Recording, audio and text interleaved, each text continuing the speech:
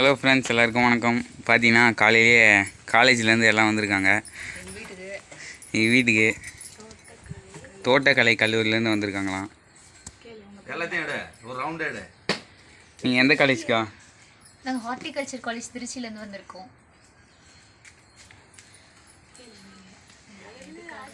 நீங்கள் எதுக்காக வந்திருக்கீங்க? உங்களுக்கு எதை பற்றி தெரிஞ்சுக்கணும்? எங்களுக்கு 2 months ராவே ப்ரோக்ராம்னு சொல்லிட்டு போடுவாங்க. எங்களுக்கு விருதாச்சலம் போட்டிருக்காங்க. இங்கே கேவிகே முந்திரி பண்ணின்னு சொல்லுவாங்களா, அங்கே அட்டாச் பண்ணியிருக்காங்க. இப்போ எதை பற்றி நீங்கள் தெரிஞ்சுக்கிட்டீங்க இங்கே வந்தது? நிறைய ரைஸ் வெரைட்டிஸ்லாம் தெரிஞ்சுக்கிட்டோம்.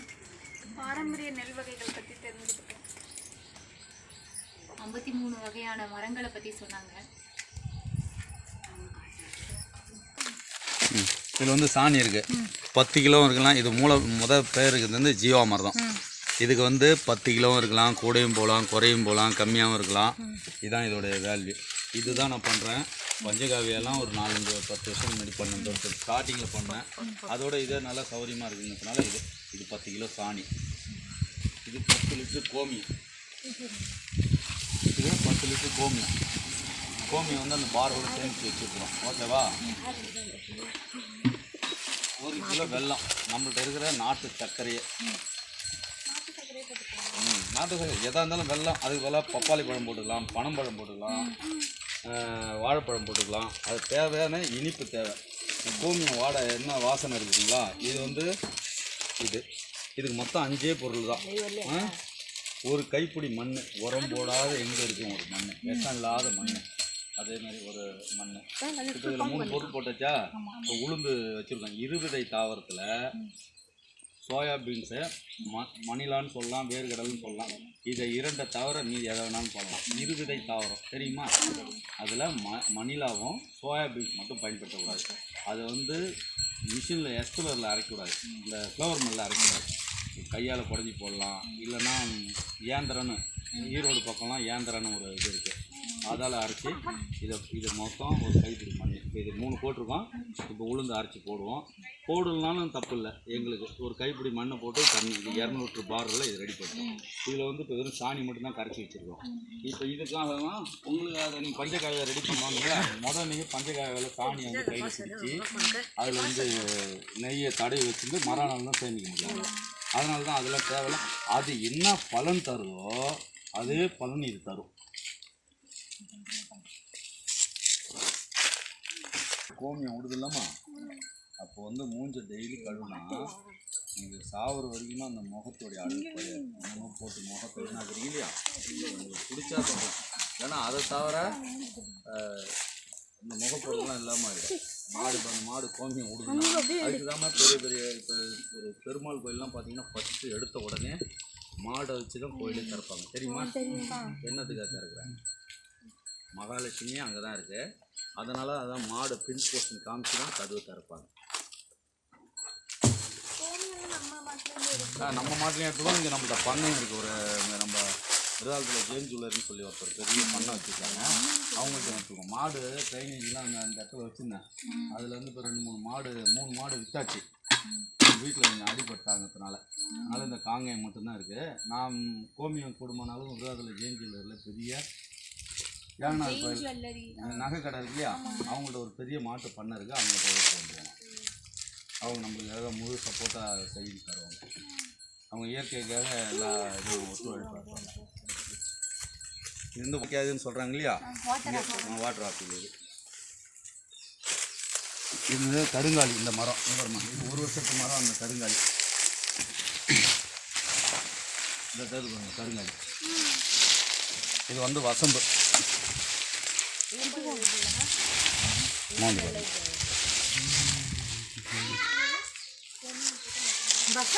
வசம்பு. இப்போ வந்து கிட்னி வந்து கல் இருக்குது, டாக்டர்கிட்ட போய் காமிக்கணும் அப்படின்னு பெரியவங்களாம் சொல்கிறாங்களே.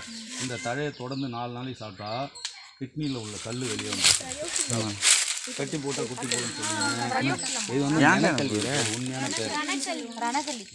சாப்பிடுங்க, சாப்பிடு.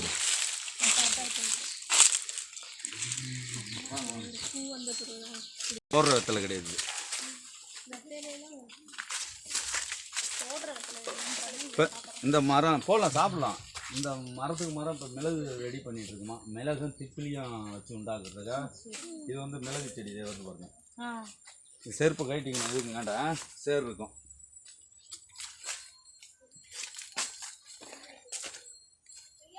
இந்த மரம் தேவதாருன்னு ஒரு கண்ணு. தேவதாருன்னு கேள்விப்பட்டிருக்கீங்களா?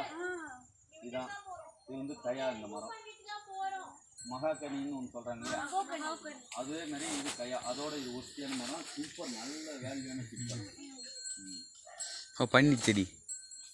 இந்த பன்னீர் மரம் அங்கே பெருசு இருக்குது, இங்கே ஒரு பன்னீர் இருக்குது. பன்னீர் திருச்செந்தூர் கோயிலுக்கு போனீங்கன்னா அதில் பிரசாதம் தருவாங்க, தெரியுமா? எல்லாம் நம்மளுக்கு தான் இது எல்லாமே. இது ஒரு மெத்தடு. இதை நீங்கள் அக்ரி தோட்டக்கலைன்னு சொல்கிறாங்க இல்லையா அவங்க, இது வந்து ஒரு 3 பிரிவாக பிரித்து வச்சுருக்கேன் நானே. இது நம்மளே நான் சொன்னாங்க, நானே ஒரு ஐடியா பண்ணுவேன். இது வந்து சரி, ரொம்ப ட்ரை பண்ணாதேங்களா? வெள்ளாடா அடிச்சுடுவாரா அப்புறம் கம்முனாரா. பார்த்தீங்கன்னா தேக்கு. இது ஒரு ட்ரைல் மாடல். இது தனியாக பிரித்து இதை ஒரு கரெக்ட் பண்ணி வச்சுருக்கிறேன். ஒரு பக்கம் பாக்கு இருக்கும், நடுவில் தென்னை இருக்கும், அந்த பக்கம் பார்த்தீங்கன்னா கோச்சு இந்த மாதிரி வச்சுருக்கேன். இது ஒரு ட்ரை. இதை நானே ஐடியா பண்ணுவேன். யாருக்கா அதாவது வந்து பாரு, முன்னால் தானே காட்டுறேன். இது நான் படத்திலே காமிக்கிறோம், சினிமா எடுக்கிறேன். விஜய் வந்து 5 பேர் அடிக்கிற மாதிரி எடுக்கிறேன். லெமன் கிராஸ் தெரியும்ல? இது வந்து இந்த கொல்லை உள்ள வந்து இந்த கொல்லையில் வந்துமா இது ஒரு 70 சென்ட். இதில் வந்து சுற்றி பார்டர் பூரா தேக்கு வந்து ஒரு 100 இருக்குது. உள்ளே 1-2 தேக்கு இருக்கும். ஒரு 80 செம்மரம் வச்சுருக்கேன். அதில் மாமரம் 20 மரம் வச்சுருக்கேன். பெலா மரம் 30 மரம் வச்சுருக்கேன். இப்போ தோட்டக்கலையில் சாத்தியம் ஆகாதுன்னு சொல்கிறாங்க இல்லையா, அது ஒரு விவசாயம் ஒரு பயிர் தான் வைக்கணும்னு சொல்கிறாங்க இல்லையா. இதில் பாருங்கள் இத்தனை விதமான பயிர் வச்சுருக்கேன். இது பாருங்க உளுந்து போட்டிருக்கேன்னா, இதிலே வந்து தட்டைப்பயிர் எடுத்துருக்கோம். இப்போ தட்டைப்பயிர் அன்சீசன் முடியுது, ஓகேவா? இதில் வாழை இருக்கா, பப்பாளி இருக்கா, இதில் இத்தனை விதமான பயிர் வச்சுருக்கேன். கொல்லை பார்டர் பூரா தேக்குமா. இது உள்ள வந்து மகாகனி, செம்மரம் இருக்குது, கயா இருக்குது, சந்தனம் இருக்குது. வாங்க ஒட்டாது, வாங்க காலில் மண் ஒட்டாது, வாங்கம்மா. நம்ம மண் சேராக இருக்கு மாத்திரம் ஒட்டாது, வாங்க.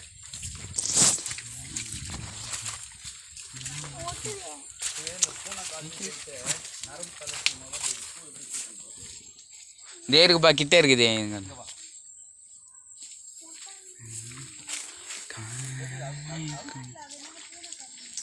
இவன் தடுத்துக்கிட்டாலேரான் இங்கே சாப்பிட்றாங்க இல்லையா? கிடையாது. இதில் வந்து 30 விதமான பயிர் வச்சுருக்குறேன். வருமா அந்த பூனைக்காளி வந்து எங்கே பாரு சொல்கிறேன். பூனைக்காளி எப்படி இருக்குது பாருங்க. இது பூனைக்காளி வந்து நரம்பு தளர்ச்சிக்கு ஆண்மைக்கு சிறந்த ஒரு உணவு. இது வாங்க. இலை இல்லைம்மா, காய்மா. காய் பார்க்கலாம், அங்கே காய்ஞ்சிட்டு இருக்கு. இது வந்து பூமா, பிஞ்சு கொடுக்கு பாருமா. பிஞ்சிராது பிக்காதரா. அடுத்தது பெரிய காய் பாரு. காய் பெருசு. அங்கே வெளில கிடந்ததில்ல, இங்கே கூட சரமாக காட்டுறேன் வா. பாருங்க மரப்பயிர், ஒரே பயிர் தான் வைக்கலாம் அப்படின்னு சொல்கிறாங்களே, எத்தனை பயிர் வச்சுருக்கேன் பாருங்கள். இது நாட்டு தக்காளி. இந்த செடியை மோந்து பாருங்கள். இந்த மாதிரி வாசனையான நீங்கள் தக்காளி பார்க்க முடியாது. சும்மா செடியை பிச்சு மோந்து பாரு. இப்போ கையால் மோந்தாலே இந்த வாசனை வருமா? நீங்கள் தக்காளி பழம் வாங்குறீங்களா உங்கள் வீட்டில்? விதை இல்லாத தக்காளி வாங்கி எல்லாரும் மோந்து பாருங்கள். இதுதான் நாட்டு தக்காளி. இது நாட்டு கத்திரி. கத்திரியே ஒரு 10 விதமான கத்திரி வச்சுருக்கேன். பாருங்க வெங்காயம் வச்சுருக்கிறேன். இது காய்க்குமா காய்க்காதா உங்களுக்கு டவுட்டாக இருக்கா? தெரியுதுல்ல, இல்லை உங்களுக்கு திருப்தி. வீடியோ போட்டு வாங்குறேன். வெங்காயம் வச்சுருக்கிறேன், தக்காளி வச்சுருக்கிறேன், கத்திரி வச்சுருக்கிறேன். இதில் முருங்கையும் இருக்கும் பாருங்கள். முருங்கை தான் கிளம்புது பாருங்கள். இது முருங்கையும் வச்சுருக்கேன் பாருங்கள். இதில் பெலா மரம் இருக்குது. இது வந்து ஒரு செம்மரம் கிளம்பிட்டுருக்கு. மிளகாயம் இருக்குது பார்த்துங்க. ஒரு பயிர் தான் வைக்கலாம் அப்படின்னு அக்ரி சொல்கிறாங்க. யார் உங்கள் டிபார்ட்மெண்ட்டில்? அப்படி கிடையாது. இந்த வேறு இதுக்கு உரம் போட்டுடும், இந்த வேறு இதுக்கு உரம் போட்டுடும். பிச்சிங்கம்மா கொய்யாலாம் எல்லாம் காயாக தான் வச்சுருக்கோம். பிச்சிங்க காயாக இருக்கு. இல்லை பிச்சுங்க, அது பெருசாக இருக்குது. பிச்சிங்க வாங்க.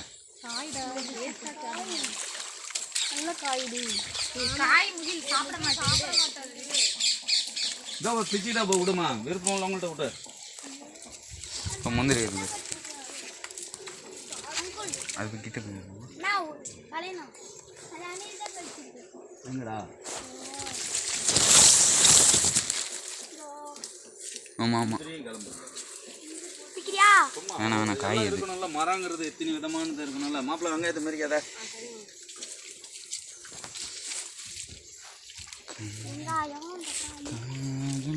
ஒரு பயிர் தான் கிளம்புன்னு சொல்றாங்கல்ல பாப்பா.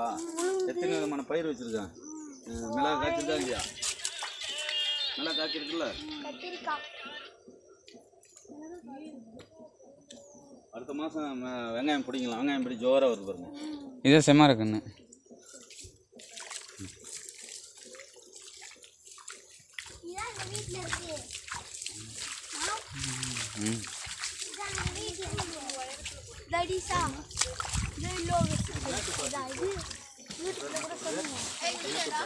இது வந்து தண்ணி எங்கள் பூமியெல்லாம் கொஞ்சம் நின்றுடுங்கிறதுனால மேட்டு பாத்தியில் இப்போ இந்த காய்கறி தண்ணி தெளிப்போம். இதெல்லாம் அசோலா பாருங்க, கொல்லையில் அசோலா தெரியுமா? அசோலா நாங்களே விட்டது தான். வாங்க,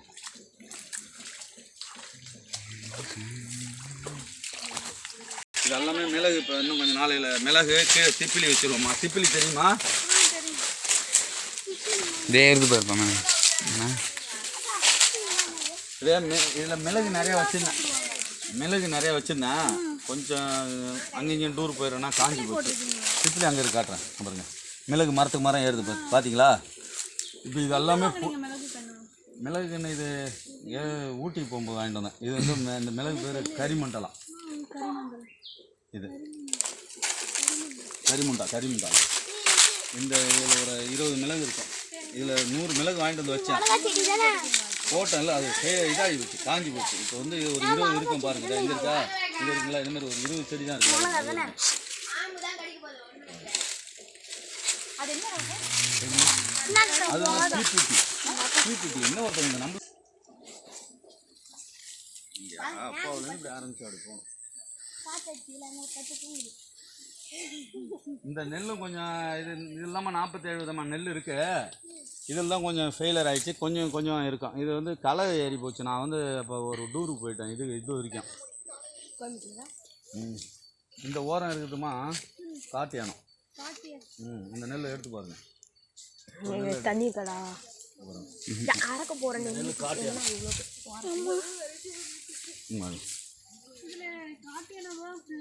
இல்லை அதான் இதில் 47 விதமான நெல் இருக்குது பாப்பா.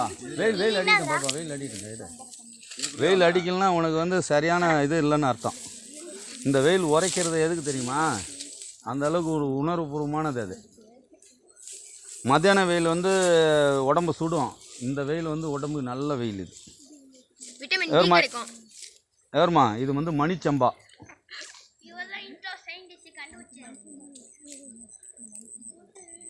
தனித்தனியாக தெரியும் பாருங்கக்கா. ஃபோன் பேசுவாங்கக்கா. இது வந்து மணிச்சம்பா. இந்த ஐட்டம் அதெல்லாம் நம்ம மரம் எடுத்து வச்சாங்க. இது வந்து வெள்ளைக்கவனி. அந்த லிஸ்ட்டு. ஆமாம், இது வந்து இந்த கொள்ளை அப்படியே 40 பிரிச்சுட்டான். அந்த பாதிக்கு அண்ணாண்ட வேற ஐட்டம், இங்கே தெரியும் நெல் வித்தியாசம் தெரியுது. இது எப்படி எடுப்பேன்னு கேட்டிங்கன்னா ஆள் வச்சு பிரிச்சிடும். ஆள் வச்சு பிரிச்சுக்கலாம். மிக்ஸ் ஆகுது. கொஞ்சம் 1-2 மிஸ் ஆகும். நம்மளுக்கு தேவையான விதையை மட்டும் பொறுக்கி எடுத்துக்கிறது. இது ஒரு ஐட்டம் இதேமாரியே இருக்குமா? வைடா போகும்போது எடுத்துக்கலாம். வேண்டாம் அங்கேயும் போடுற பார்த்து வாமா. அதுதான் ஒரு ஐட்டமா பாருங்க. இதுலேருந்து தான் 7 விதமாக ஜீரக சம்பா இருக்குமா. இதுக்கு இங்காண்ட காட்டுறோம். ஒரு ஜீரக சம்பா காட்டுறோம் பாரு. பாருங்க, ஜீரக சம்பா கொத்தமல்லி மாதிரியே இருக்கும் பாருங்க. கொத்தமல்லி ஜீரக சம்பா இது அறுக்கும்போது கண்டுபிடிச்சிட்டல ஆர்டிஸ்ட்ல நான் பேசுறதுல இப்படி கட் பண்ணி இது போட்டுது, பாட்டு போட்டுது. விஜயம்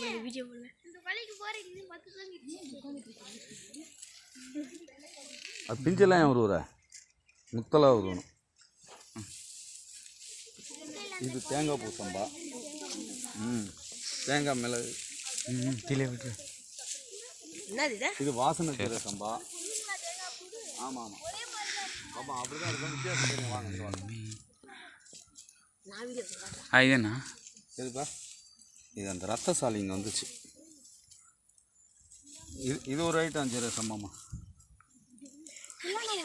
தெரியும், அதெல்லாம் கண்டுபிடிச்சிருக்கேன்.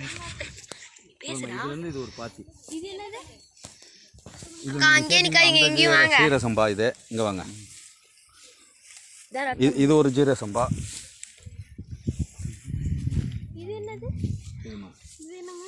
அது ரத்தசாலி அங்கேருந்து இங்கே வந்துச்சு பாருங்க. இது ஒரு ஜீரக சம்பா.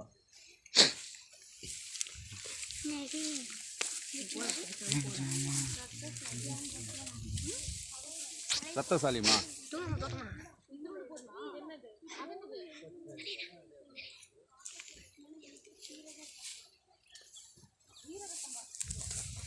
இது மிளகு ஜீரக சம்பா.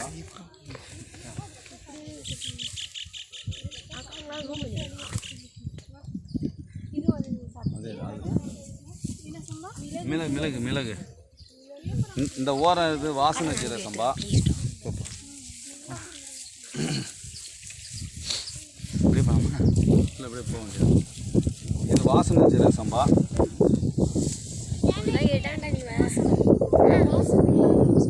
அதான் நினைக்கிறேன். இதான் இருக்குது 7 ஜீரக சம்பா இதுலேயே தான் இருக்குது. வாங்க வருமா எவருமா. இது ரத்தசாலி. இந்த ஓரம் வந்து கிரடஞ்சம்பா. அதாவது அது மடுமொழிங்க. அதான் ஹைட்டாக அதான் மடுமொழிங்க. கருப்பு கவனி எல்லாம் இழுப்பு பூ சம்பா எல்லாமே அந்த இது பாதிக்கு இங்காண்ட ஒரு ஐட்டம், அங்காண்ட ஒரு ஐட்டம். இது 6 ஏக்கர் தங்க சம்பா. எப்படி இருக்கு பாருங்க. தங்க மாரியே மின்னுது பாருங்க. காஞ்சி போச்சு, அவ்வளோதான் விளைஞ்சிச்சு. பண்ணுவோம்.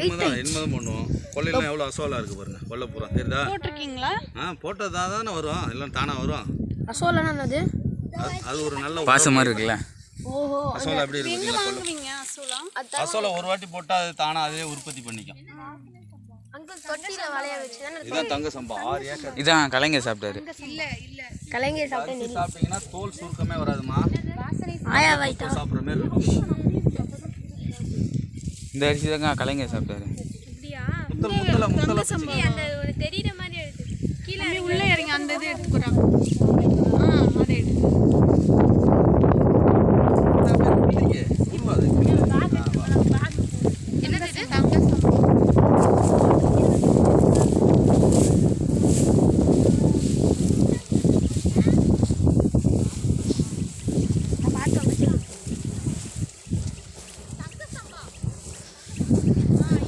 தங்க சம்பா தான்க்கா. போலாமாம்மா? இங்கே பாருங்க, கொள்ளை சுற்றி பாடுற. வா மேய்ச்சிட்டு வா, பயப்படா வா.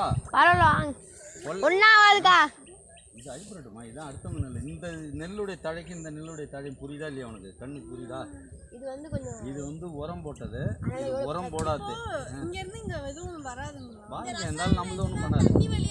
தண்ணி நம்ம தண்ணி ஒன்றும் இவங்களுக்கு வராது. நம்ம தண்ணி தான் இவங்களுக்கு, அவங்க தண்ணி நம்மளுக்கு வராது. இங்கே பாரு, இயற்கை விவசாயத்துக்கு செயற்கை விவசாயத்துக்கு நல்லா கவனிங்க. இதோடைய தழையை பாருங்கள், நம்மளுடைய தழையும் பாருங்கள். அது வந்து எந்த அளவுக்கு டார்க்காக இருக்குது, எவ்வளோ அதில் வந்து சொறி சிறங்காக இருக்குது பாருங்கள். அந்த தழை நம்ம இதில் இருக்கா பார்த்தியா? நம்ம தழை வந்து மொத்தமாக இருக்கும். பூச்சி திங்காததுக்கு காரணம் தான். அதை ஒரு தழை பிச்சு பாருங்கள்,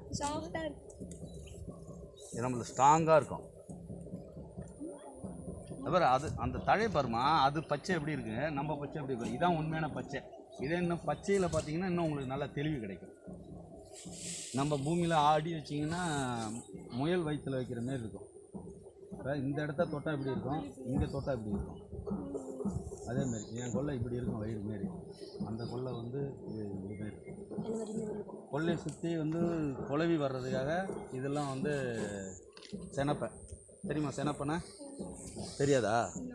இது வந்து செனப்பைனா வந்து கொள்ளைக்கு வந்து தழைச்சத்து உள்ளது. அங்கே விதெல்லாம் கிடக்கு. இந்த பூவுக்கு வந்து குளவிலாம் வரும். குளவியே மொத்தம் 20 விதமான குளவி இருக்குது. உங்களுக்கு சொல்லிருக்காங்களா? குளவி வகை 20 விதமான குளவி இருக்குது. அத்தனையும் நம்ம விவசாயியுடைய நண்பன் தான். யார் கொல்லிலையுமே இந்தமாதிரி குருவி கூண்டு கட்டிருக்காரு. சுற்றி எவ்வளோ தென்னை மரம்லாம் இருக்குது பார்த்துங்க. நம்ம கொல்லிலையும் நம்ம பனை மரத்துலையும் தான் குருவி கூண்டு. குருவி சத்துது பாருங்கள். வேறு எங்கேயும் இருக்குது அங்கே பாருங்க எல்லா மரத்துலையும் குருவி குண்டு கட்டிருக்கா ஏன்னா தெரியுதுங்களா?